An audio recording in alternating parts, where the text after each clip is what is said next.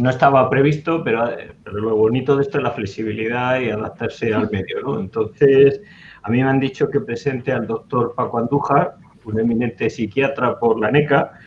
Entonces, pues rápidamente, bueno, es una joven promesa del grupo, es un fiel trabajador, incansable, de todo tipo de archivos. Entonces, qué mal se oye. Entonces, perdón, que se me acopla. Vale, ¿se oye? Sí, perfectamente. Vale. Entonces, me toca presentar. Vamos a ver, el profesor Andújar es un viejo conocido de todos nosotros, porque todos hemos leído sus trabajos, ha asistido a muchas de nuestras reuniones, nos ha inspirado y yo creo que solo eso ya le permite estar en un puesto más que de honor en nuestro ranking de estrellas, ¿no? Entonces, catedrático de Historia Moderna, empieza, como todos sabemos, sobre historia social de los militares y ya solo por eso, pues, está catalogado como un estudioso de los militares, aunque él hace todo lo que puede por salirse de los militares y estudiar otras cosas, ¿no? Pero su pasado le persigue y los estudios de los militares ahí estaban como un referente. Pero en su evolución yo creo que lo más importante es que ha sabido salir y esto es lo más serio que voy a decir, ha sabido salir de la zona de confort. Se podía haber retirado perfectamente dándole vueltas a los militares desde ese punto de vista social y ha sabido salir, probablemente por estar atento a lo que se hace y porque ha ido mucho archivo. Entonces, cuando uno va al archivo, pues se da cuenta de determinadas realidades y de que muchas teorías, pues, y de frases muy bonitas, pero que cuando luego van al archivo, pues se encuentra otra realidad, ¿no? Entonces, probablemente en ese esfuerzo de salir de la zona de confort, probablemente lo más significativo fue cuando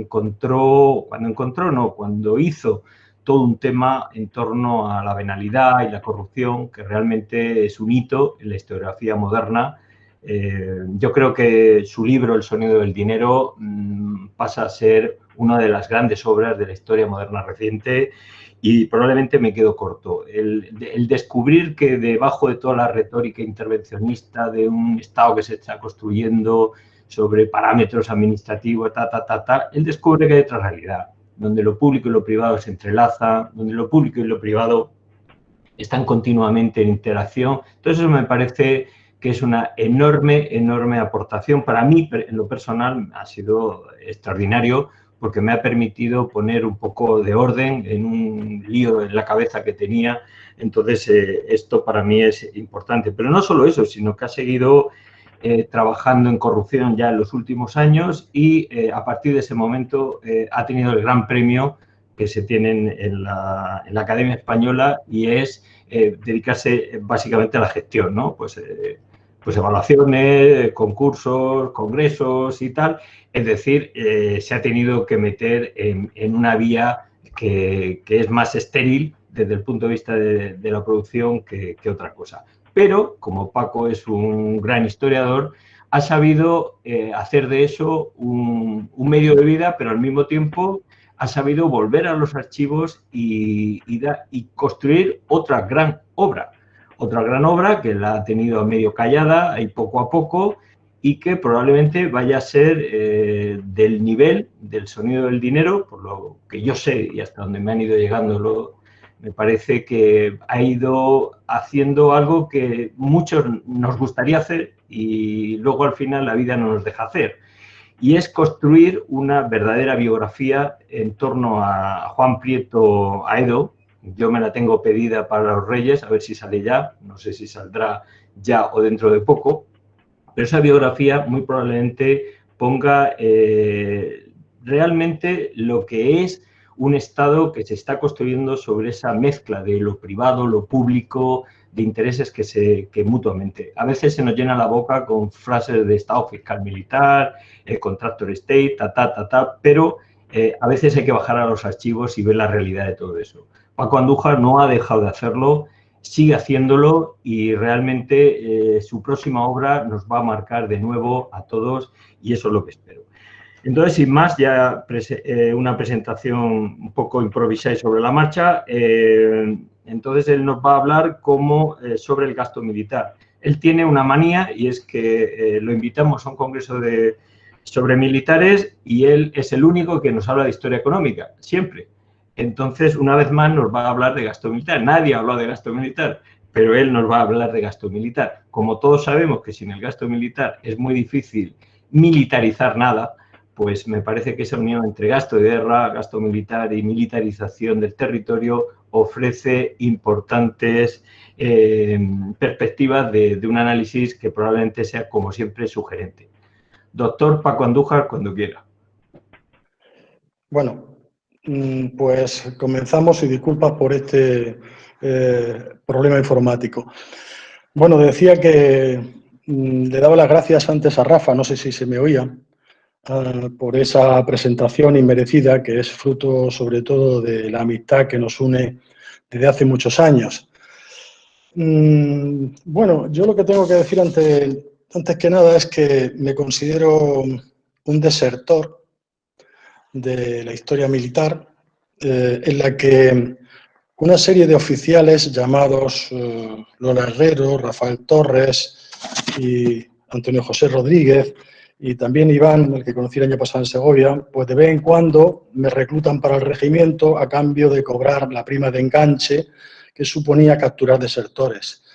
Así que a ellos tengo que darles las gracias inicialmente, porque son los que me hacen volver cada vez, incluso con más frecuencia, a un tema sobre el cual, de alguna manera, he ido abandonando en los últimos años, porque, como ha explicado Rafa, desde que escribí el libro del sonido del dinero, amplié mis estudios a la venalidad, a otros ámbitos de la administración, no solo el ejército, y los últimos 8 años, pues a la historia de la corrupción, fundamentalmente en América, más que en España. Incluso podría decir que me he pasado de lleno al americanismo. Pero evidentemente no puedo quitarme este San Benito y tampoco mi plena convicción de desertor. Así que por eso es por lo que creo que estoy aquí, por esta captura última a la cual Lola me cogió en la raya de la frontera con Portugal, que era donde se solían coger a los desertores. Bien, el título de la charla, Gasto de guerra y militarización del territorio, 1716-24, tiene una explicación. Quisiera justificar por qué he cogido este título y por qué voy a hablar de esto. Creo que es un periodo interesante por varias razones. Es una cronología entre guerras, concretamente entre el final de la Guerra de Sucesión y luego la Guerra de Sicilia y Cerdeña y luego el final de la Cuádruple Alianza, ¿no? Eso es un periodo que, curiosamente, está muy poco estudiado. El profesor González de Enciso decía ayer que citaba el libro de Alonso sobre esta guerra de Sicilia y Cerdeña. Y efectivamente, desde entonces, a pesar de haber abundante material, no se han hecho muchos estudios más. Hay algunos, pero muy pocos. Por tanto, era un periodo que me atraía. En segundo lugar, me atraía también que me interesa mucho el otro nervio de la guerra, que no es el ejército, el nervio de la fiscalidad, de la hacienda, pues es un periodo de déficit de la hacienda del rey. Y bueno, y también es una etapa también de cambios muy importantes. Creo que todos esos parámetros pues me daban las líneas generales por las que montar esta charla de esta tarde. Tengo que decir, de principio, que puede ser un poco tediosa, por eso he intentado adornarla con una serie de imágenes, todas ellas correspondientes a la época, porque para hablar de gasto militar hay que hablar de números. Pero, aparte de gasto militar, voy a plantear otras cuestiones que creo que están muy vinculadas, por supuesto, al gasto militar. Y, en definitiva, lo que quiero presentar es una lectura del ejército desde la perspectiva del gasto de la hacienda del rey, para hablar de dos grandes temas. Por un lado, la militarización del territorio peninsular en este periodo de 1716 a 1724, y para hablar del gran problema que se plantea en ese periodo, que es el de movilización, desmovilización de unidades militares del ejército. Es decir, un periodo que, como veremos, y como le he definido en esta aportación, veremos a un ejército acordeón. Voy a explicar eso de en qué consiste ese ejército acordeón. En cualquier caso, ya les avanzo que no me queda otro remedio que, hablando de gasto, de poner números y hablar de números, ¿no? Pero intentaré que esos números, como decía antes, sean lo más leves posibles y lo más suaves, aunque vamos a tener que manejar cifras de forma ineludible. Bien, el periodo que voy a abordar es el, como decía, de 1716 a 1724 y, bueno, hay una serie de acontecimientos que sí que me gustaría situarlos en contexto, para que se entienda de qué contexto estamos hablando. En primer lugar, como todos saben, en 1717 se inicia en la política, el cambio de política mediterránea de Felipe V, impulsado por Alberoni, la guerra de Cerdeña y Sicilia. Se inicia en el 17, luego en el 18 se ampliará a Sicilia. En 1719, estudiando los acontecimientos fundamentales, el duque de Warwick, el otrora general de las tropas de Felipe V, ya al servicio de Francia, pues invade el territorio vasco y luego Cataluña. En 1719 ya hay una expedición mucho más pequeña, de menos enjundia, que es la expedición española en apoyo del duque de Ormond a Escocia. Y en el 20 hay otro acontecimiento bélico, que es la expedición a Ceuta para tratar de liberarla de un cerco que había impuesto las tropas de Mulá Ismail. Bien, el acontecimiento fundamental es la guerra de Cerdeña y Sicilia, que acaba en el 20, y en el 24 se llega a la paz de Cambrai. Por tanto, ese es el periodo en el que me quiero mover. Ya los acontecimientos posteriores serán la guerra anglo-española, con los acontecimientos de Portobelo y el intento de reconquista de Gibraltar en 1727, y ya la expedición a Orán en el 32 para llegar finalmente a las guerras de Italia que se inician en 1734. Bien, ese es el contexto en el que nos vamos a mover y sobre el cual voy a tratar de centrar mi exposición. En ese contexto, y aquí está un poco el índice de mi exposición, el ejército español se mueve entre cuatro fuegos, y nunca mejor dicho, los cuatro fuegos, que entran en conflicto. El primer fuego es la guerra ofensiva, la guerra en el Mediterráneo, el intento de volver a tomar Sicilia y Cerdeña. Ese es un frente. El otro frente es la guerra defensiva, que de alguna manera es proteger la frontera, pero voy a hablar luego de una frontera muy particular, y el gran problema que es Gibraltar, que como hemos dicho se intentará también reconquistar. Pero, insisto, conjugar guerra ofensiva con guerra defensiva y además hacer frente a lo que yo he denominado el problema territorial, el problema de Cataluña, la ocupación de Cataluña. Por tanto, si nos fijamos, el ejército tiene que atender a tres frentes, pero hay uno más importante y es el déficit de la hacienda. Entonces, el problema es cómo se conjuga una hacienda que tiene serios problemas para cubrir el gasto, no solamente militar, el gasto cortesano, el gasto general de la administración, y un ejército que se necesita incrementar, como veremos más adelante. Claro, de alguna manera, atender a todo esto genera un serio problema. Y esto hace que, en cierta manera, algunos aspectos o territorios, diríamos mejor, como el ámbito americano, queden un poco marginados de esta política, ¿no? Pero el tema de hablar del ámbito americano, el cual, insisto, es el que más me interesa ahora, no solamente desde el punto de vista militar, sino desde el punto de vista, como decía antes, de la historia de la venalidad y de la corrupción, pues me llevaría a hablar de otra hora y no es el caso, ¿no? Pero, como les decía, ahí está el índice de mi exposición. Voy a entrar en primer lugar al llamado problema de Cataluña. Cuando acaba la guerra de sucesión, la política que se desarrolla con Cataluña es la política de territorio conquistado.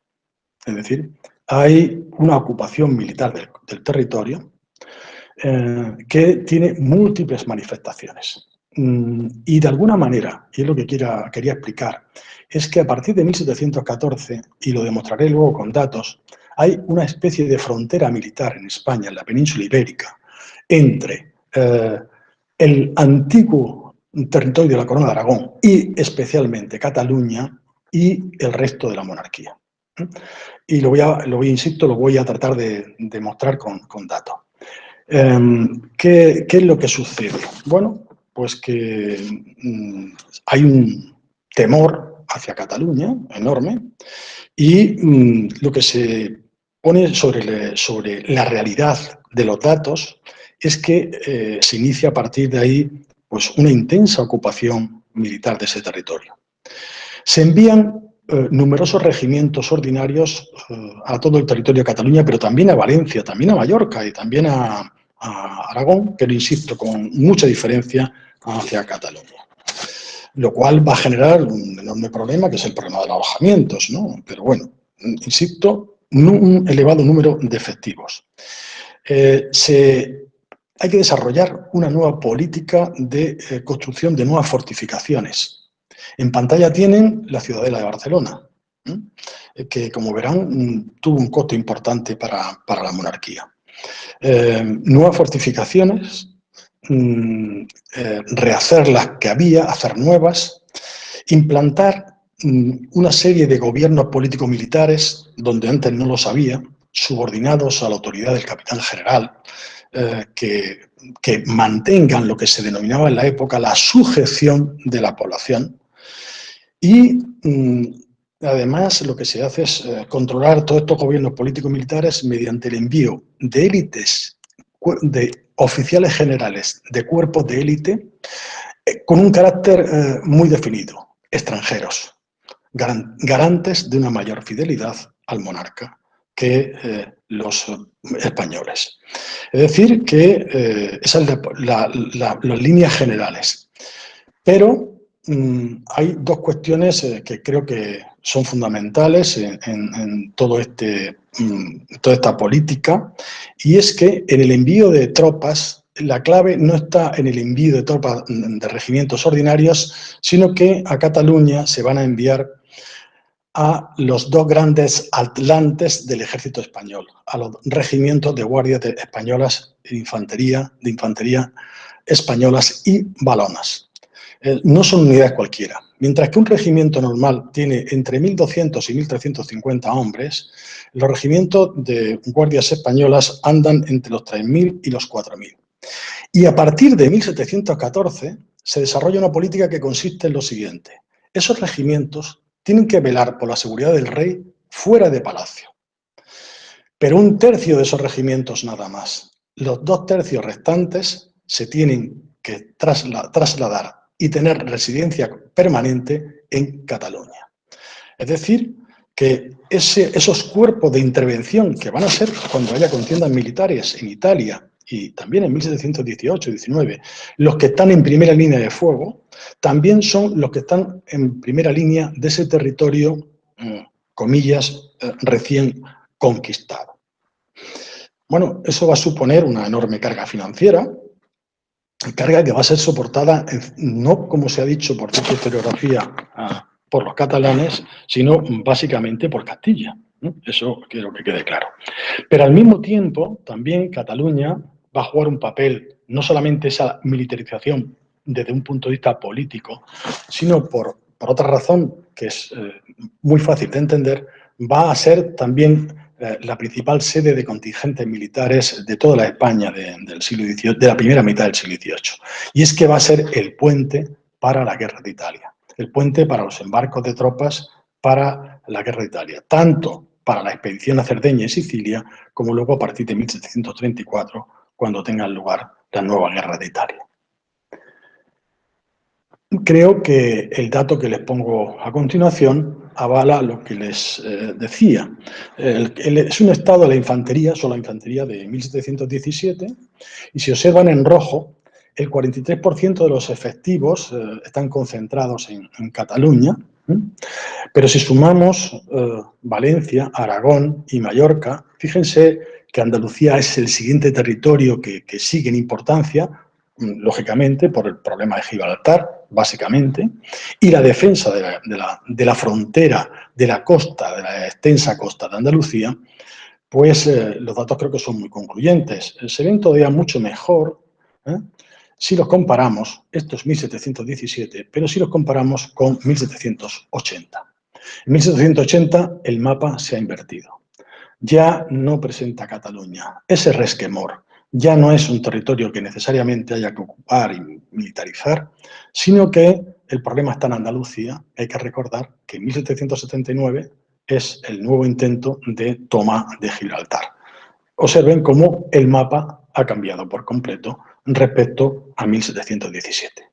Pero como lo que nos interesa en 1717, les muestro a continuación un cuadro que pone de manifiesto los gastos, el gasto de la monarquía en estados mayores de plazas, es decir, en lo que son las distintas plazas militares de Andalucía, ya sin los regimientos de guardias de infantería, los regimientos de caballería, infantería, etcétera, etcétera. Lo que es solamente el gasto en estados mayores de plazas. Es decir, el gasto mayor está en escudo de vellón, como pueden ver, con mucha diferencia es el de Cataluña, pero no se aleja mucho Valencia ni Aragón, y si totalizamos todo, creo que el cuadro siguiente es realmente definitivo. La Corona de Aragón absorbe el 60% del gasto y el resto de la monarquía el 40%. Es decir, son datos creo que muy concluyentes. ¿Y cuánto supone esto en cifras absolutas? Bueno, pues aquí tienen un cuadro ya referido al presupuesto del año 1723, el presupuesto no, al gasto efectivo del año 1723, y observen que el volumen mayor lo absorbe la Tesorería Mayor de Guerra, pero porque ahí se acumulan toda una serie de pagos de inválidos, de hospitales, lo veremos más adelante, de los diferentes gastos del ejército, y es un cuadro que presenta que efectivamente la Tesorería Mayor es la principal fuente de gasto, pero observen nuevamente que lo que sucede con Cataluña, Valencia y Aragón. Si se fijan, Cataluña, quitada ya la Tesorería Mayor de Guerra, en este cuadro, eliminada el gasto de la Tesorería Mayor de Guerra, comparándolo con los demás territorios, pues absorbe anualmente nada más y nada menos que 3 millones de escudos de un presupuesto que estaba en torno a los 12, ya veremos que luego esto oscila en torno a los 12 millones de euros. Es decir que, bueno, estamos hablando de casi una cuarta parte del presupuesto del gasto militar se lo absorbe esa Cataluña en la que está presente todos esos cuerpos que he dicho, la construcción de nuevos cuarteles, etcétera, etcétera, etcétera. Es decir, hay en este periodo una frontera entre, aquí tienen un cuadro referido a 1723, el 60% prácticamente frente al 41%. Es decir, está al revés, el cuadro salió al revés, el 59% es... no, está correcto, está bien, el 59% es la Corona de Aragón y el resto es el de la monarquía, el resto de la península. Esto es muy importante tener en cuenta estos datos porque muchas veces uno lee estudios muy locales, incluso algunos regionales, y parece que está ahí concentrado todo el ejército y parece ser lo único que se está defendiendo la monarquía. Y claro, cuando uno tiene una visión más amplia, más general y compara, pues puede contextualizar mucho lo que realmente está estudiando. Me estoy refiriendo a algunos estudios que he leído recientemente porque no dejo de leer cuestiones sobre historia militar, por supuesto. Y claro, pues parece que estaba allí toda la concentración de tropas y todos los problemas de la monarquía estaban allí, pero realmente hay que situarlo en un contexto mucho más amplio, ¿no? Bueno, ¿de dónde salía este dinero? Pues es muy interesante, me parece, este cuadro, de dónde sale el dinero, de dónde se aplica. Yo creo que esto, como decía Rafael Torres, pues en fin, le interesa mucho a los especialistas de historia económica como él y al profesor González Enciso, a Sergio Solves, etcétera, etcétera. Pero bueno, aquí también hay muchas cuestiones que se pueden hacer y lo que estoy tratando de hacer una lectura desde el punto de vista militar de datos económicos, ¿no? Aunque aquí los datos son de carácter político, las lecturas, ¿no? El catastro es el impuesto que se cobra en Cataluña, no aporta nada más que una pequeña parte al gasto que supone todo lo que la monarquía aplica anualmente a gasto militar. Fíjense cómo desde la Corte hay que inyectar dinero, aparte de lo que se consigna en rentas generales, en rentas patrimoniales, la renta del tabaco, etcétera, etcétera, etcétera, cómo tiene que inyectar para sostener esa ocupación. Es decir, estoy hablando, con esto quiero referirme a esa frontera que hay de un territorio fuertemente militarizado con un territorio desprovisto, bastante desprovisto si lo comparamos uno con otro. Creo que es interesante, siempre la historia comparada es interesante, coger los datos de ese mismo año, 1723, y qué es lo que pasa en Andalucía, a la cual se le ha caído una A, ¿no? Pero bueno, enseguida luego lo restauro esa A que se le ha caído a Andalucía. Como ven, el gasto en Andalucía se aplica sobre rentas de la aduana, claro, la aduana fundamentalmente, aduana gaditana, de Sevilla, etcétera, etcétera, la mayor parte, las rentas de Salinas, las Salinas también de Andalucía, es decir, se tratan de aplicar el gasto sobre, pero aquí no hay inyección desde la Corte, es decir, aquí no hay lo que vimos antes, de esa necesidad de remitir dinero desde Madrid para sostener ese ejército que está en Andalucía. Es justo el inverso, es decir, pero luego incluso en Andalucía, cuando decimos Andalucía, pues hay que matizar. Una Andalucía con un 78% del gasto que se aplica a Andalucía Occidental y ese Reino de Granada del que hablaba Antonio Jiménez Estrella ya prácticamente intentando defender la frontera marítima ante un corso que cada vez es más, un corso turco-berbérico que cada vez es mucho más débil, y ahí se explica esos datos, ¿no? Bien, ¿qué quería mostrar con todo esto? Pues quería mostrar que tras la Guerra de Sucesión, como decía, hay una enorme frontera, de tal manera que el resto en la política militar, el resto de la monarquía se margina bastante, se olvida, y hay ese resquemor, ese recelo hacia Cataluña, pues, y hacia la Corona de Aragón, de alguna manera evidencia que la Guerra de Sucesión tiene una continuidad bajo esa forma que acabo de explicar. Y, por tanto, esa frontera, estamos en un congreso de frontera, pues estaría en la Guerra de Sucesión, ¿no? Y en la ocupación de ese territorio.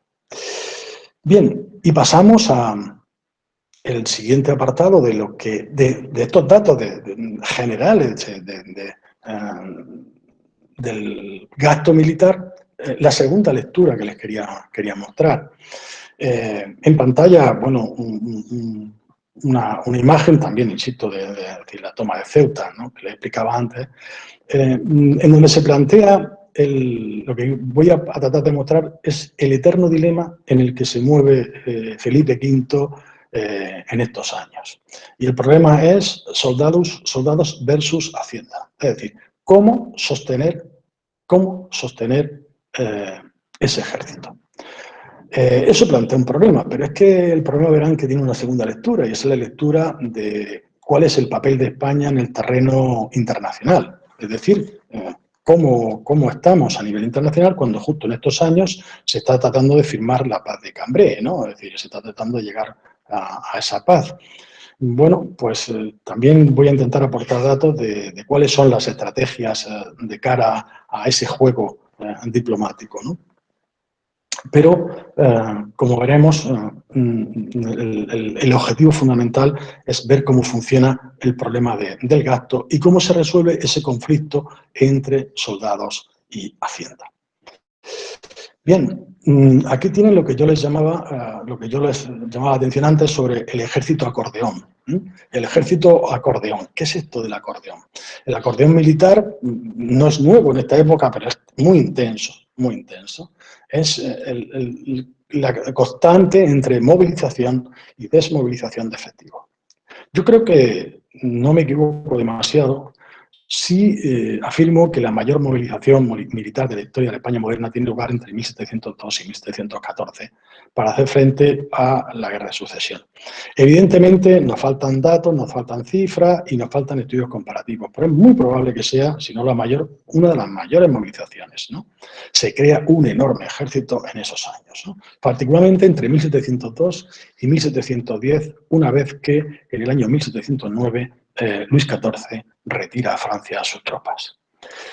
Bien, termina la guerra y el acordeón se cierra, desmovilización tras el final de la Guerra de Sucesión.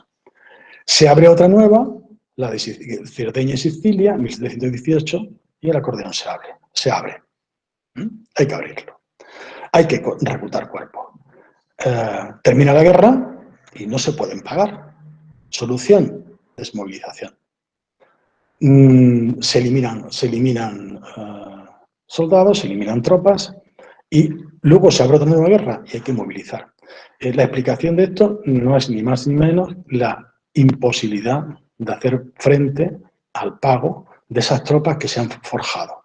De esas tropas que se han forjado durante la Guerra de Sucesión y de las que se han forjado durante la Guerra de Cerdeña y de Sicilia. No se puede sostener el gasto y la solución es reducir tropas. Es decir, y ya veremos cómo se hace todo esto y cómo funciona.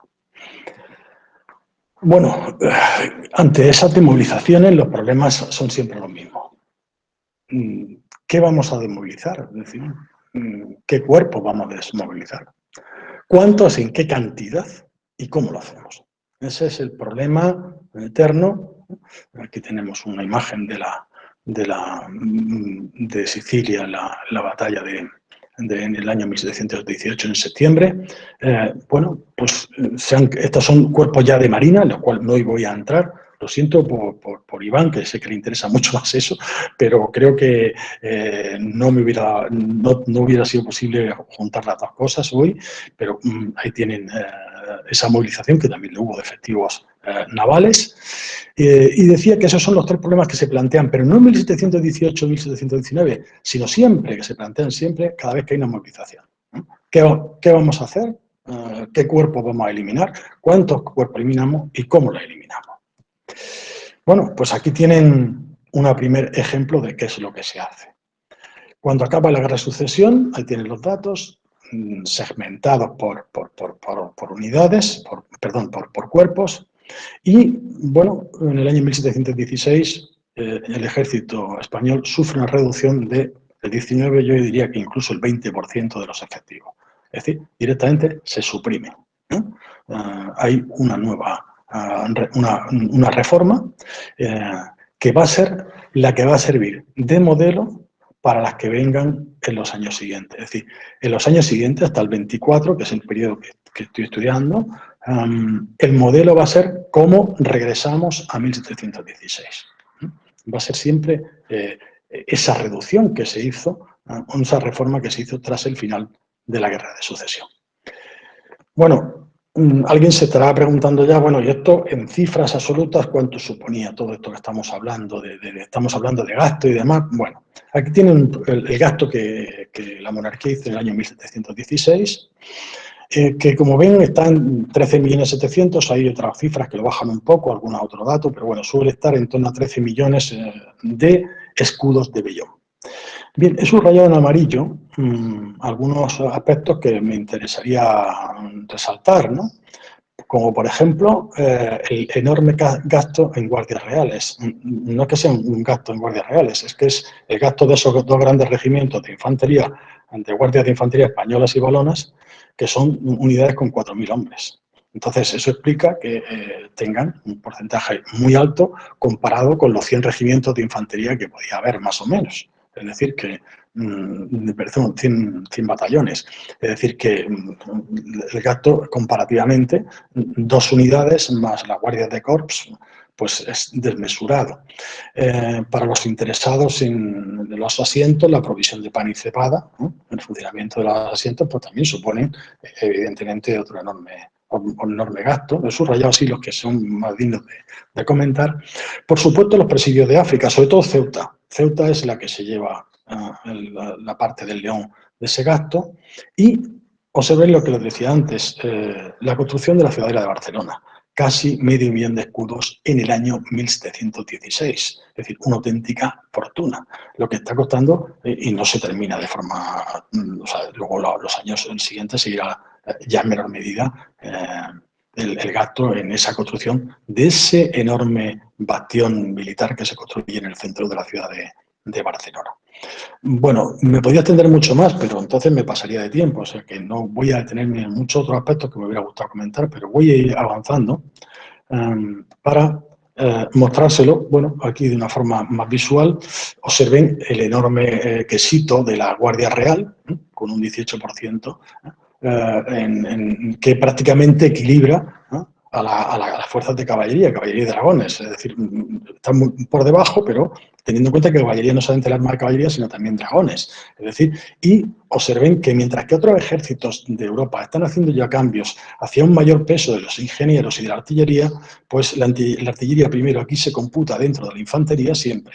Es decir, no se considera incluso ni como un arma así, como muy independiente, aunque sí, desde que en 1704 la creara el ilustre Marqués de Villarrocha, levantara el regimiento, ilustre, entre comillas, el Marqués de Villarrocha. Pueden leer un artículo mío sobre la corrupción del Marqués de Villarrocha, pero decía que un escaso peso de la artillería y de los ingenieros con un 1% del gasto, ¿no? Cuando otros países europeos han transitado hacia otro tipo de estructura militar.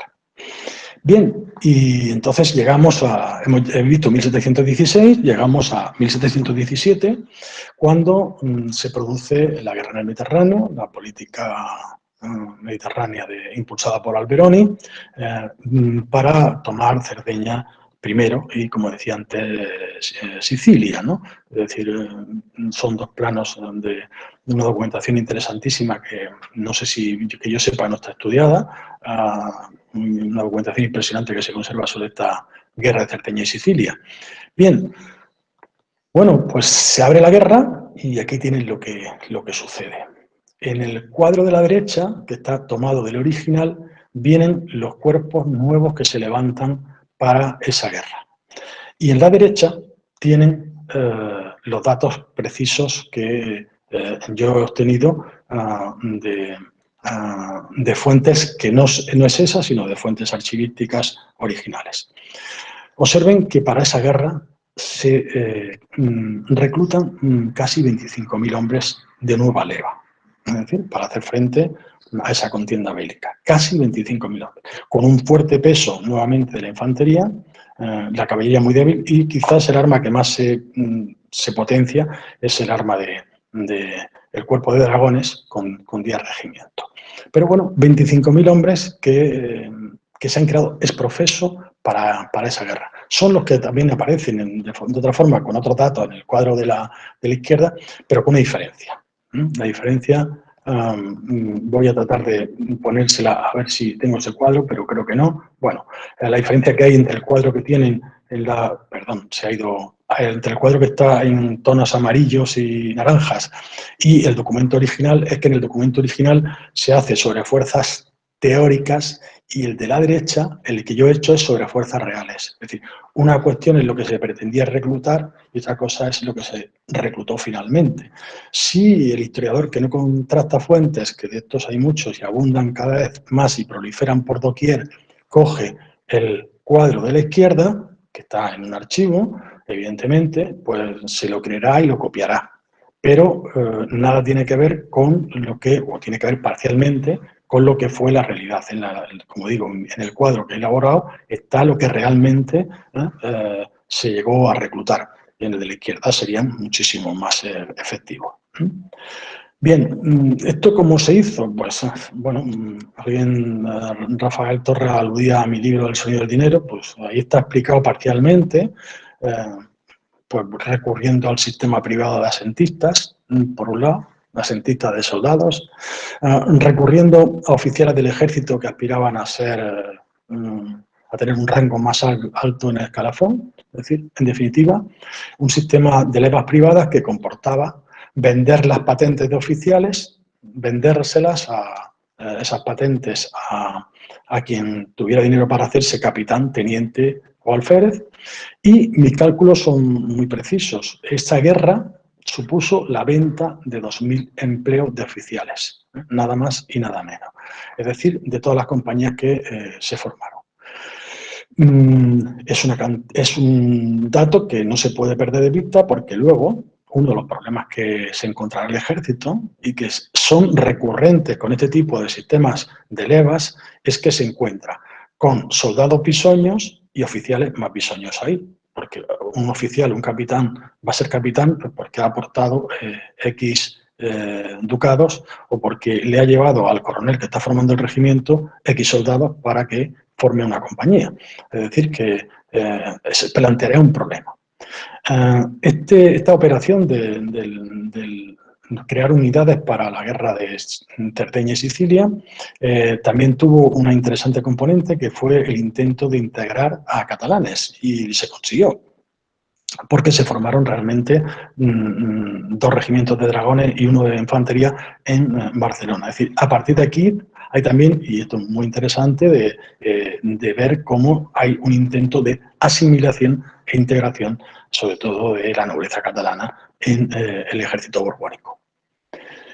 Bueno, ese proceso está escrito, no me voy a detener en esto, está escrito muy claramente en el libro y funcionaba pues sencillamente con que estos señores que aparecen en el lado de la izquierda, los coroneles asentistas, pues aportaban los gastos de recluta, a veces sí, otras veces no, caballos unas veces sí, otras veces no, vestuarios y armas, y a cambio le daban las patentes del resto de la oficialidad de estas unidades para venderlas.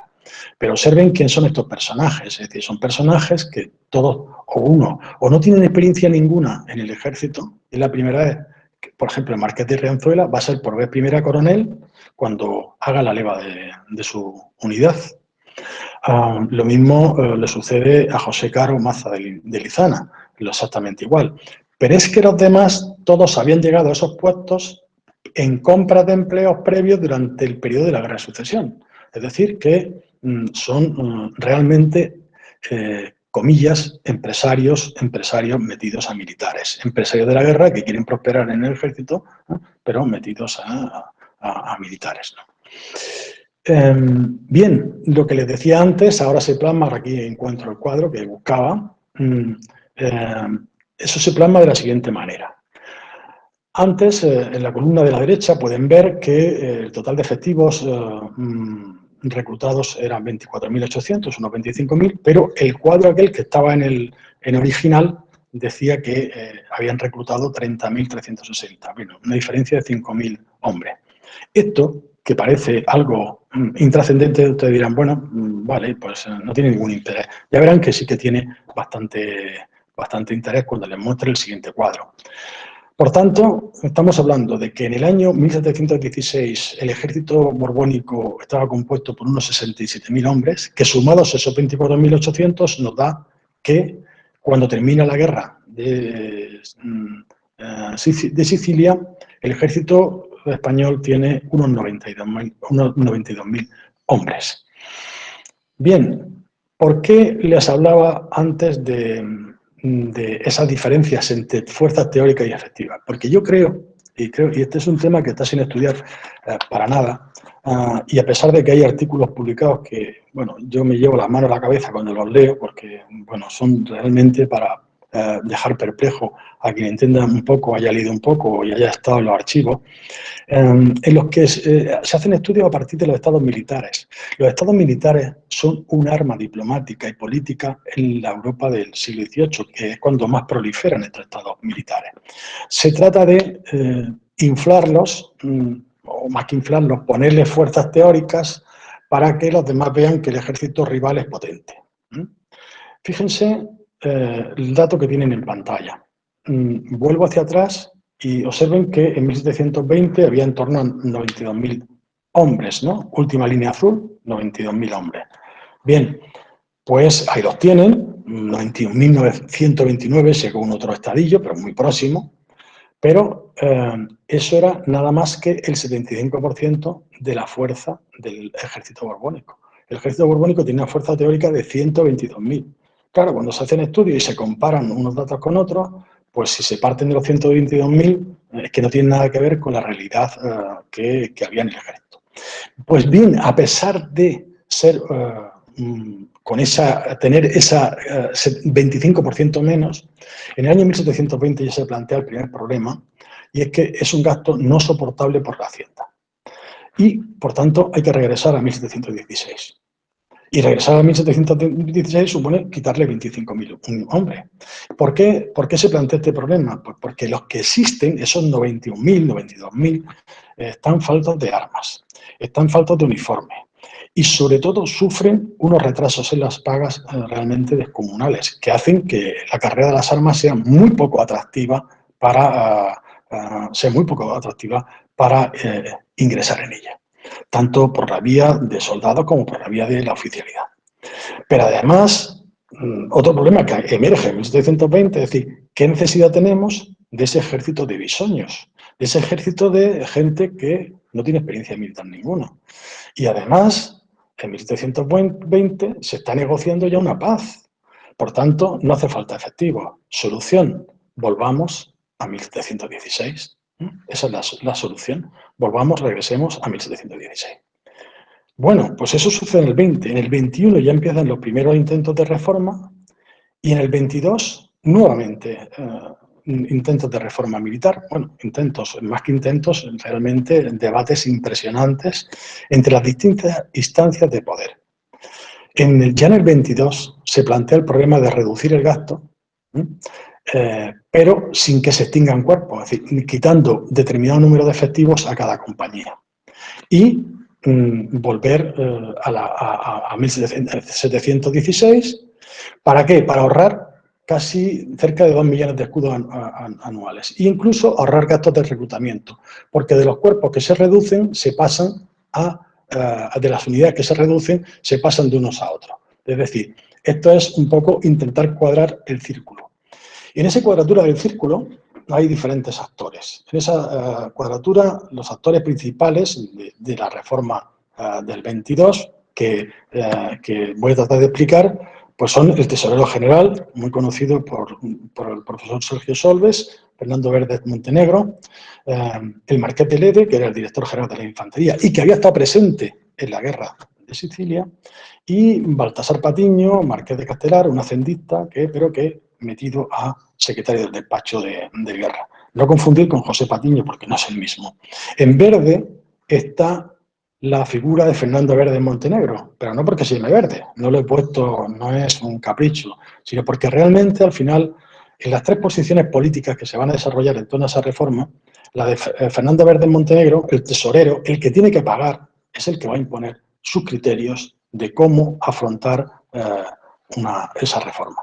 Esa reforma, en el 22, ya afinando los datos, pretendía reducir en el 18% en infantería y el 10% en caballería. Esa reforma tiene unos objetivos muy claros y creo que están explicitados en este texto. Fíjense lo que le dice el tesorero al marqués de Grimaldo, el superministro, vamos a llamarle en la época, por eso ponía la imagen anterior, pero es que como ya voy mal de tiempo, voy muy rápido, decía que, Fernando Verde en Montenegro lo que le explica al rey, vía marqués de Grimaldo, es que la necesidad de entrar en un riguroso examen de los gastos de la monarquía para minorarlos, para reducirlos, porque los fondos de ella no pueden tener aumento que merezca nombre a lo que importan actualmente. Es decir, la situación de la Hacienda es insostenible. ¿Y quién está pagando esa situación insostenible? Pues el propio ejército, con falta de armas, con falta de uniformes, con falta de sueldos, etcétera, etcétera. Es decir, se está produciendo un deterioro de la profesión militar. Pero voy avanzando. La reforma definitiva va a tener lugar en el año 1724, cuando se produzca precisamente el reinado de quien tienen en pantalla, de Luis I, el breve reinado de Luis I. Se va a acometer una nueva y definitiva reforma. La palabra reforma siempre es reducción, es decir, cerrar el acordeón. En el año 1724 para ver, porque ya se ha producido la firma del Tratado de Cambrai y no hace falta todo lo que se ha levantado para la guerra de Sicilia y Cerdeña. En 1724, ¿qué problema hay? Pues que hay de más respecto a 1716 todos los cuerpos que se han creado para la guerra esa de Sicilia y Cerdeña, la enorme guarnición militar que se ha hecho en Barcelona. Se había creado además una compañía de guardia de corps, otra cuarta compañía, la flamenca, había una española y tenían una flamenca, pues se crea una segunda, y se habían incrementado los batallones de guardia de infantería, es decir, se había incrementado ese cuerpo de élite. Pues todo eso sobraba de 1724. Es decir, hay que cerrar el acordeón, hay que desmovilizar y hay que quitar 25.000 hombres del medio. Bueno, la paz facilita esto, pero este macrocuadro tiene, creo que es muy interesante, a mí me parece el más interesante de todo lo que le he puesto hasta ahora, apunta cuál es la situación real de la Hacienda en ese año. El gasto total de la monarquía no llegaba a los 25 millones de escudos, pero tenía comprometidos, por descuento de juros, etcétera, etcétera, tenía ya comprometidos unos 7 millones. Es decir, que le quedaban 17 millones, pero tenía rémora del año anterior, de tal manera que tenía un líquido disponible de 9.800.000 escudos. La Marina costaba, el coste de mantenimiento de la Marina eran 2 millones de escudos y el Ejército 15 millones 500.000 escudos. ¿Cómo pagar con 9 millones 800.000, 17 millones 500.000? Era totalmente imposible. Más el gasto de las casas reales, los salarios de la administración, la tesorería mayor, pagos a viudas, etcétera, etcétera, etcétera, mercedes, pensiones, etcétera, etcétera. El resto de la monarquía. La situación era insostenible. Y de ahí que fuese necesaria esa reducción de efectivos. Pero aparte de esa reducción de efectivos, el problema es que el ejército tenía muchas más necesidades. Los cuerpos no estaban al completo. Hacía falta gastar en reclutas, hacía falta gastar en armamento, en caballos, en caballos. Y incluso había regimientos que estaban totalmente desmontados, o sea, que no tenían ni caballos, ni armas, ni nada. Es decir, hacían falta 700.000 escudos más. Con lo cual, si volvemos para atrás, pues la situación de la Hacienda es realmente dramática. Ese dramatismo se puede ver todavía mucho más claro cuando podemos comparar en este cuadro, otro que me parece de los más interesantes, pues el gasto militar entre esas dos cronologías que estoy hablando, entre 1716, cuando se hace la reforma después de la Guerra de Sucesión, y 1724. ¿Qué ha pasado? Pues que tienen marcado en amarillo los capítulos más importantes en los que ha habido modificación. Se han incrementado las tropas. Los oficiales destinados a los estados mayores de plazas, particularmente a Cataluña. Bueno, los sueldos que se han consignado sobre la tesorería mayor son mayores. Hay más inválidos, lógicamente, los producidos por la propia guerra, de Sicilia y Cerdeña.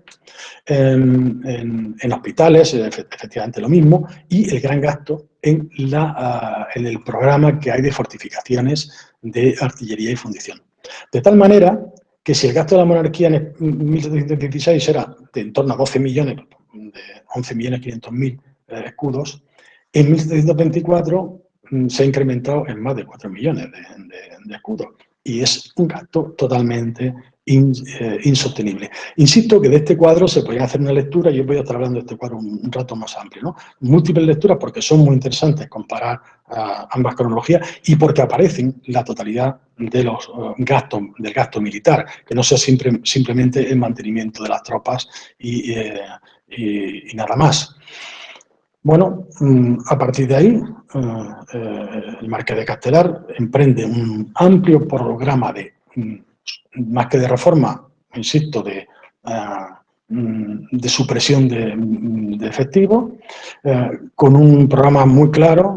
Bueno, había cuerpos de mercenarios, comillas, suizos contratados, pues eliminarlos, reducir los ingenieros militares, fíjense, reducir el número de hombres por compañía, no buscar caballos, no darle caballo al arma de caballería, reducir la fábrica de armas y municiones, reducir los gastos de fortificación. Es decir, es insostenible el mantenimiento del ejército en el año 1724.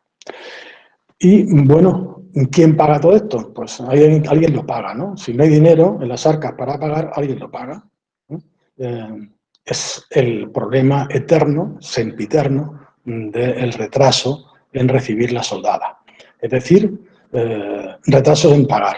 En noviembre de 1724 había unidades que habían recibido 9 pagas y habían estado más o menos bien pagadas, pero había unidades que habían recibido menos de 6 pagas, es decir, que se le deudaba casi medio año.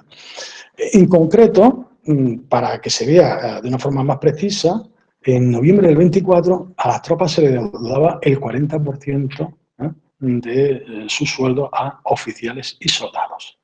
El 40% tanto a unos como a otros. Es decir, estaba el problema que, insisto, que era secular, pero que de alguna manera era un problema que estaba incidiendo en la desvinculación de la sociedad respecto a la milicia, en el poco afecto hacia una profesión que trataba de esta manera, de un Estado que trataba de esta manera a su atlante militar, a ese nervio del ejército. De tal manera que, bueno, es muy interesante contrastar que los militares van a tener siempre una posición respecto a todo este tipo de supresiones y demás, hacia estos cierres de acordeón, y los hacendistas y los tesoreros, evidentemente, que son los que tienen que hacer los pagos, otra radicalmente distinta.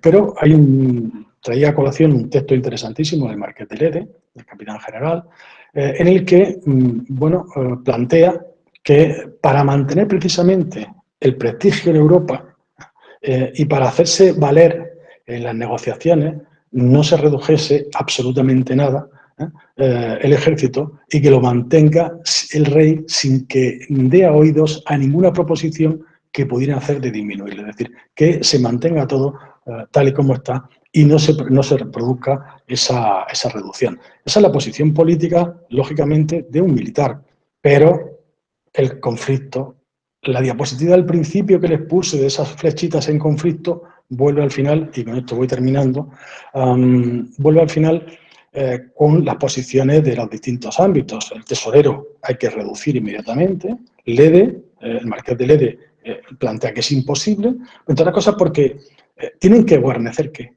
Pues fundamentalmente tienen que guarnecer la frontera. Es más, Lede llega a decir que la única frontera que está bien guarnecida es la de Cataluña, que el resto es un desastre. Y sin embargo, están más desprotegidas las fronteras de Portugal y las fronteras de Francia. Y advierte además de que esos aliados coyunturales, que eran los ingleses, podían ser enemigos pasado mañana. Lo mismo que los portugueses. Y que, como la monarquía seguía mirando solamente hacia Cataluña, el resto estaba bastante desguarnecido. Y que si encima se reducía, era imposible mantener la situación. El rey, por entonces Luis I, en junio de 1724, pues dice que, bueno, no se haga la reforma hasta que se haga la paz de Cambrai, pero como tenía poca experiencia de gobierno, que no obstante se pida parecer a su padre, es decir, a Felipe V. Es decir, al final, en esa triple opción, es que se reduzca, pero cuando se acabe Cambrai, como efectivamente al final se hizo.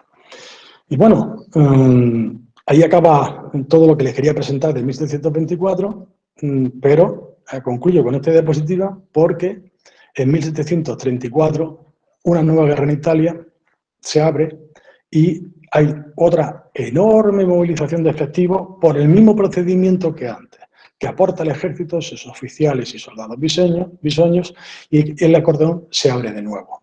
Ya para ese análisis habría que comparar qué es lo que sucede con este ejército, compararlo con el gasto militar de esa época, pero desde luego eso excedería los límites de esta aportación que creo que más o menos me he aproximado en el tiempo que me habían dado. Muchas gracias por vuestra atención y espero no haber sido muy pesado con tanta cifra. Bueno, gracias, Paco. Cifras han habido, eso es cierto, ¿eh? Eso, para no gustarte la historia económica, ya repartes cifras suficientes, ¿no? Pero bueno, creo que como siempre es un trabajo muy interesante. que nos da pistas para seguir viendo y planteando otros temas. Entonces yo creo que lo suyo ahora es abrir un turno de preguntas. Si alguien quiere intervenir. ¿Paco? Sí, sí, o sea, yo vale. Encantado, estoy esperando que haga la pregunta. Es que si no, no te pagamos. Además, encantado, y más que preguntas, observaciones y críticas, porque yo avanzo que, salvo lo de la militarización de Cataluña, que algo tengo escrito, el resto no está escrito en ningún sitio, o sea que no está escrito y es lo preparado para esta intervención, o sea que agradezco enormemente que se pudiesen hacer observaciones, o sea que encantadísimo. Realmente lo del ejército acordeón lo sospechábamos, pero lo hemos visto con una claridad tremenda. Yo creo que es una aportación realmente interesantísima. Lo único es si... bueno, aprovecho y hago... A ver, creo que hay una pregunta ya, Sergio. No, Rafa, pregunta tú primero, sí. Vale, no, sin más, era por las repercusiones de ese ejército acordeón. Tú has dicho, realmente lo paga la sociedad española entera. Porque claro, si me quedo, yo llevo el asco a mis sardinas, si nos fijamos en los asientos, el hecho de que tú de un día para otro desmontes un 20%, en algunos casos, así ojo puma era más de un 20% en algunos capítulos, eso significa que estás desmontando negocios, estás desmontando las perspectivas y el horizonte empresarial de muchas actividades. Luego no le puedes pedir a ese empresario que te vuelva, si hay una nueva guerra, a volver a producir. Es un desajuste, una locura para un país. Entonces, las repercusiones me parece que van más allá de lo que es estrictamente el soldado, que ya es una repercusión gorda, ¿eh? Sin más, no sé si tienes contemplado eso. Sí, efectivamente, llevas razón. Efectivamente, la trascendencia no es solamente de una reforma de este tipo, de una reducción. Creo que el término de la época de la reforma, pero creo que es mucho más preciso hablar de reducción, porque reformas militares también hubo de carácter estrictamente militar, en el reinado Felipe V varias, y es mucho más correcto hablar de reducción. Sí, efectivamente, como tú bien dices, esta reducción afecta a todos los ámbitos, no es algo que sea exclusivamente del ejército, por supuesto, que afecta a los asentistas, a los contratos que están vigentes, a los contratos que tienen una duración, incluso hay contratos que tienen una duración de más años y se coge en medio una reforma de esta, una reducción. Efectivamente, esto tiene una trascendencia en todos los ámbitos, totalmente de acuerdo contigo, ¿no?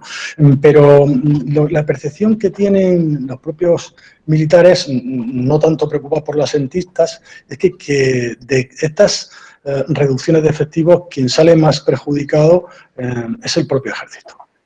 Es el propio ejército los que salen, y sobre todo porque se consideran incapaces de hacer frente a todos los frentes que la monarquía puede tener y que tiene.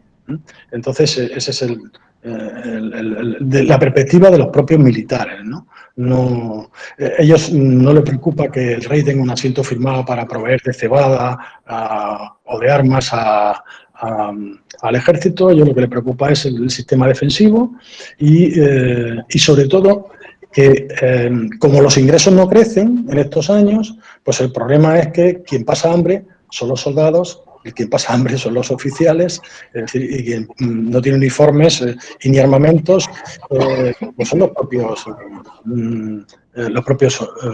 oficiales y soldados. Mira, un dato, en 1724 prácticamente la mitad de los batallones se encontraban prácticamente sin armamento, es decir, pero no porque no por nada, sino simplemente porque la monarquía no había podido hacer frente a los contratos de provisión todavía y no se habían hecho efectivos.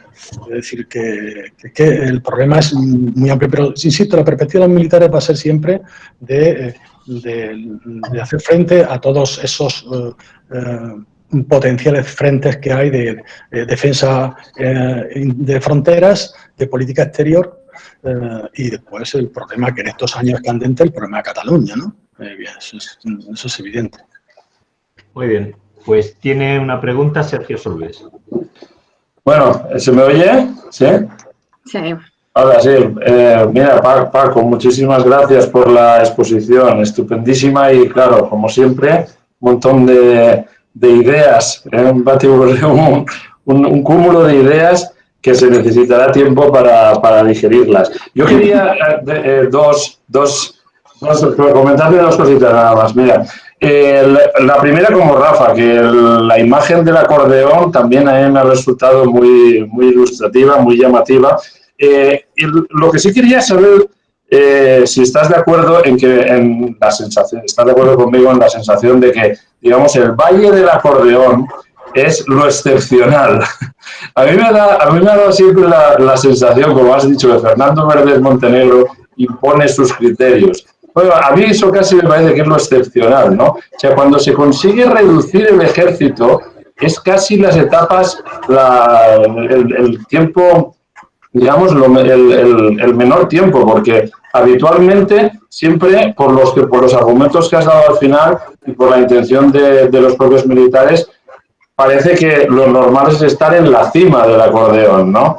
Y que sí, normalmente al tesorero, el tesorero siempre va a estar reclamando, pero no le van a dar esa opción, ¿no? Por lo menos durante el reinado de Felipe V. Y lo que sí ocurrirá a lo mejor durante el reinado de Fernando VI es precisamente que ahí sí que el acordeón desciende verdaderamente. Pero mientras está Felipe V al frente, poquito, ¿no? Sí. Sí, no, sí. Otra cosita, si quieres, así me retiro, ¿no? La otra cosita era también en la transferencia del dinero a Cataluña.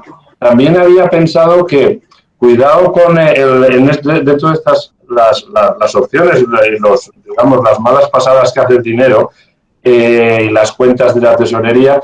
Quería decir, hay transferencias de la tesorería, desde luego, a los territorios, pero es que la tesorería mayor asume de forma contable dinero de esos territorios, ¿no? Que a lo mejor habría que comprobar si de la renta del tabaco, por ejemplo, la parte recaudada en Cataluña ya está en Cataluña y recibe más. Porque si la tesorería mayor envía dinero de la renta del tabaco, a lo mejor es el propio dinero de la renta del tabaco de Cataluña, pero se recibe vía tesorería mayor de forma contable, ¿no? Hay que esto te lo decía porque por ajustar los números y tener cuidado con esas cosas que siempre nos han vuelto locos en la cuestión de la tesorería. Pero me gustaría mucho más que me pudiera responder a la primera parte. ¿Quién consideras que lo habitual es la cima o el valle? Gracias, Paco. No te he oído, se te ha cortado cuando ha hecho la pregunta de nuevo, lo de la cima. Se ha cortado... vale, perdón, al final. Sí, no, que de verdad que lo segundo es una puntualización. Lo primero es lo que verdaderamente me gustaría saber tu opinión. Si también consideras que lo normal dentro del acordeón es estar en la cima y que lo excepcional es estar en el valle. Bueno, no tanto creo que el problema sea de cima o valle, como que la monarquía siempre, o sea, el ejército borbónico y la política militar va siempre a remolque de una contienda. Es decir, siempre es la contienda la que moviliza.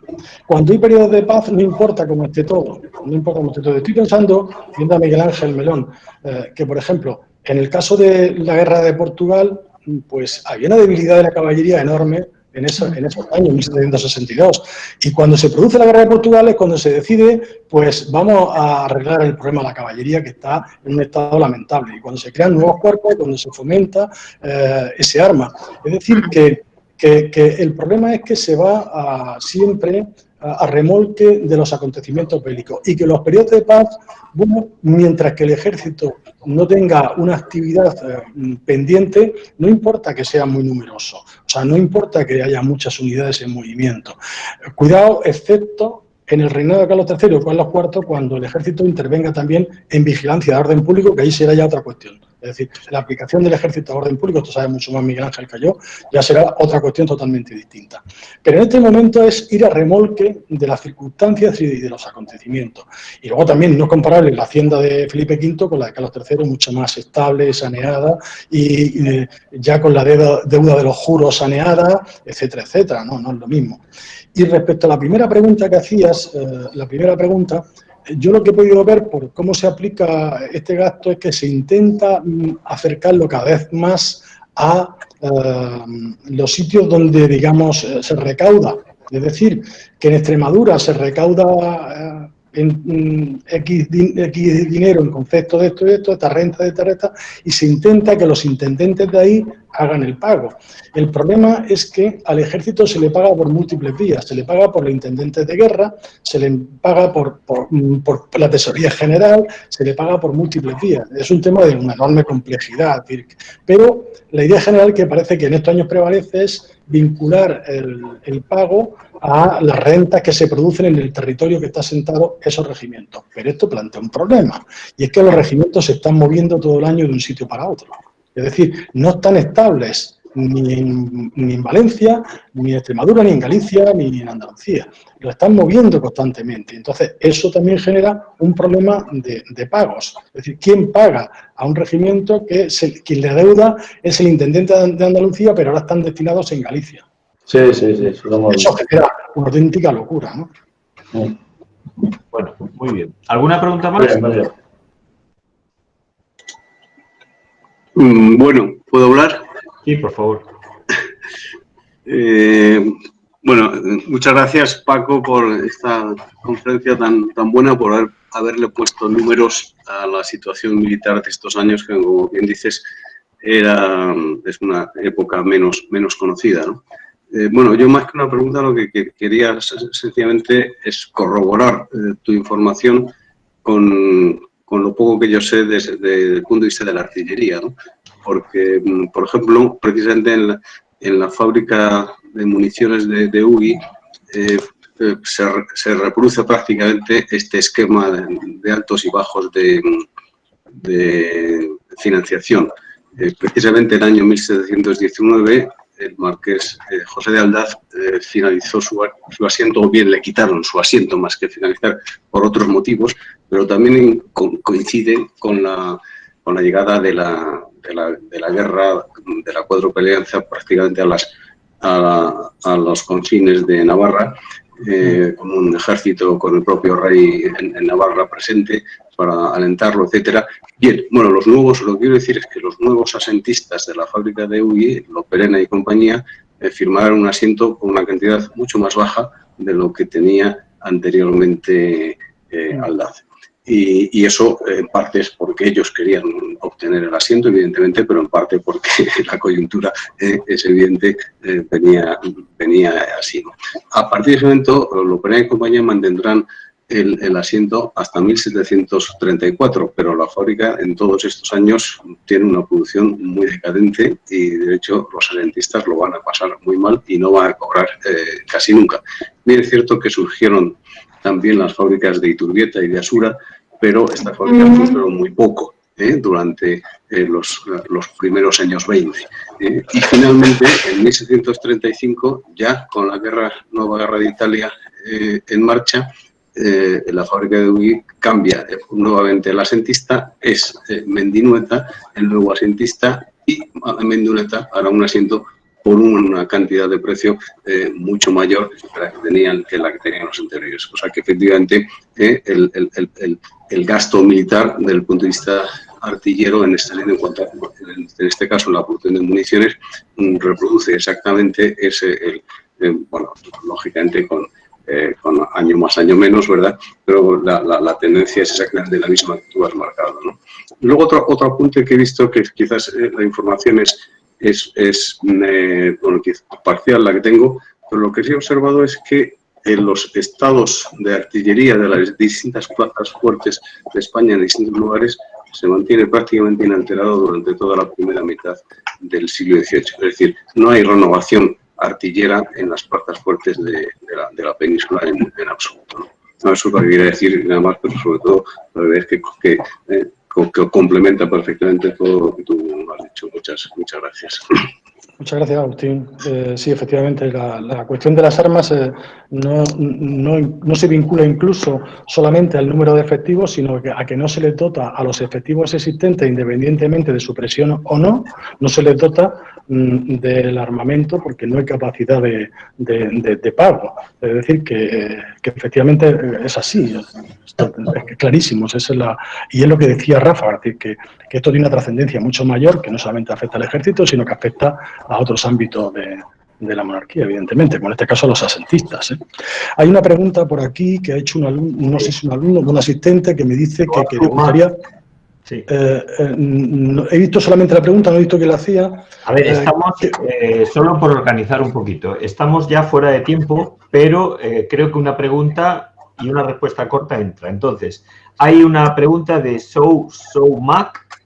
Souila Macria, desde Argelia. Desde Argelia. ¿Es posible aclarar el punto de los gastos militares en el norte de África en lo que concierne a los hospitales? Bueno, yo no tengo datos precisos de hospitales, no se le puedo decir los datos precisos, pero sí le puedo decir que durante este periodo y durante bastantes años más, el gasto principal está en Ceuta, pero con una diferencia nada que ver con Alhucemas y nada que ver con Melilla, con los demás presidios del norte de África. Lo que no tengo el gasto es individualizado por hospitales, ¿no? Pero el gasto concretamente de Ceuta representaba algo así como el 70% del total del gasto de todos los presidios militares, ¿no? Ese dato sí que se lo puedo dar, pero no específico de los hospitales, ¿no? Yo puedo añadir, por si le sirve, que el gasto de hospitales se centraliza en varios asientos. No especifica si es Ceuta o Melilla. Eso se paga por Tesorería Mayor y se paga en Madrid. Entonces no está desagregado el gasto. Sin más, que lo tenga presente. Bueno, ¿alguna cuestión más que comentar rápida? Bueno, pues gracias de nuevo, el profesor Andújar, y gracias a vosotros. Entonces, le paso la palabra a la coordinadora para que ya ponga el broche final y nos vayamos a tomar una cerveza, cada uno en su casa. Virtualmente. Gracias, Rafa. Lo primero que quiero hacer es agradecer a Francisco Andújar su magnífica conferencia, su magnífico trabajo, que tiene por detrás una investigación muy potente, eso está clarísimo, y bueno, y menos mal que lo está dejando, que decía algún otro compañero antes, ¿no?, que era Rafa. Muchísimas gracias, Paco, yo te lo he puesto en el chat. Hay alguna cosa que me has aclarado y que he podido entender, ¿no?, en un determinado momento. No hay tiempo para el debate ni para las intervenciones, por lo tanto, yo invito a nuestros compañeros, Iván, Rafa, Antonio tiene clase y lo tenemos que excusar porque está cumpliendo con su deber. Invito a Iván y a Rafa a que tomen la palabra para lo que hacemos todos, dar las gracias a los colegas por haber hecho posible en un tiempo, en unos momentos tan difíciles para todos, que ya se van alargando en el tiempo demasiado, una reunión científica como esta, a la que yo cada vez estoy más convencida y por otra parte más contenta de no haber renunciado. Yo creía que había que seguir, hemos seguido todos y verdaderamente pues ha sido distinta a otras ediciones anteriores de los congresos internacionales de renovar y difundir la historia militar. Ha sido distinta, pero yo creo que hemos estado todos, nos hemos sentido todos, nos hemos seguido y será una experiencia que recordaremos. No digo yo que repitamos, sería estupendo volver a vernos y tomar la caña y las cervezas que dice Rafa, pero unos con otros en la barra de un bar y casi hacinados, ¿no?, que es lo que hemos hecho toda la vida.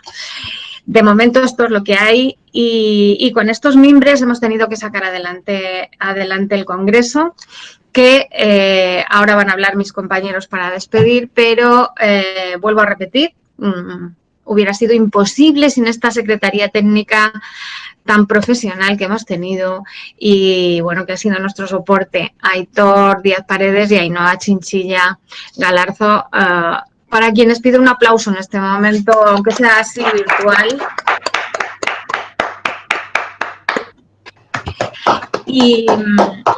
Y nada, doy la palabra a Rafa y a Iván para que se despidan. Y Bueno, ya yo nos he hablado despedimos. mucho, paso directamente la palabra a Iván. Iván. Vale, de acuerdo. Iván. Muchas gracias.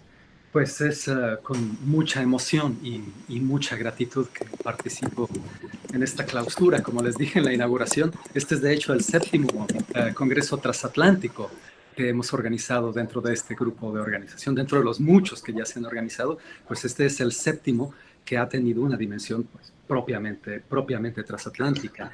Y quiero recordar que aquí tuvimos a investigadores representativos de las principales instituciones mexicanas públicas y privadas en las cuales se produce conocimiento especializado sobre historia naval y militar, y quiero expresar mi profunda gratitud a todos ellos también por haber participado aquí.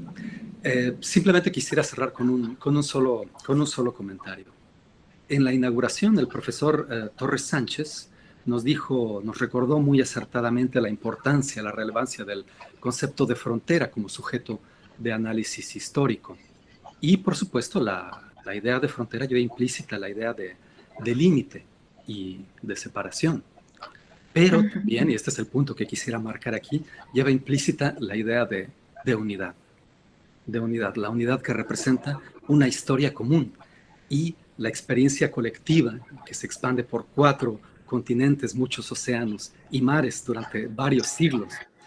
Implica la interacción y la mezcla con sociedades y con culturas diversas, y que ha generado pues diversas formas de vivir y de expresar lo que es la herencia común de todos nosotros, la hispanidad. Y creo profundamente que el mayor servicio que podemos prestar a nuestras sociedades en este mundo convulso es ayudar a difundir y conservar precisamente la conciencia de la memoria colectiva. Y eso es todo. Muchas gracias. Muchas gracias, Iván. Bueno, pues yo creo que como Rafa dice que ha hablado mucho ya esta tarde, Iván acaba de terminar de una forma excelente. A mí no me queda más que, y en mayúsculas, porque, en fin, mi corazón está con todos vosotros. Al final todo ha salido, pero esto ha sido la suma de esfuerzos de todos los organizadores, de la Secretaría Técnica y de todos vosotros, porque sin vosotros los colegas habría sido imposible. Entonces, solamente en mayúsculas decía, quiero dar las gracias, unas gracias enormes, y mandaros un abrazo virtual, muy virtual, no hay otro remedio, un abrazo en remoto, no sé eso cómo se recibe, un abrazo en remoto y bueno, y emplazaros, yo creo, Rafa, Iván, emplazaros porque si este año con estas circunstancias lo hemos celebrado y nos hemos reunido, en octubre del 21 no nos queda otra. Gracias a todos. Gracias a todos. Gracias a vosotros.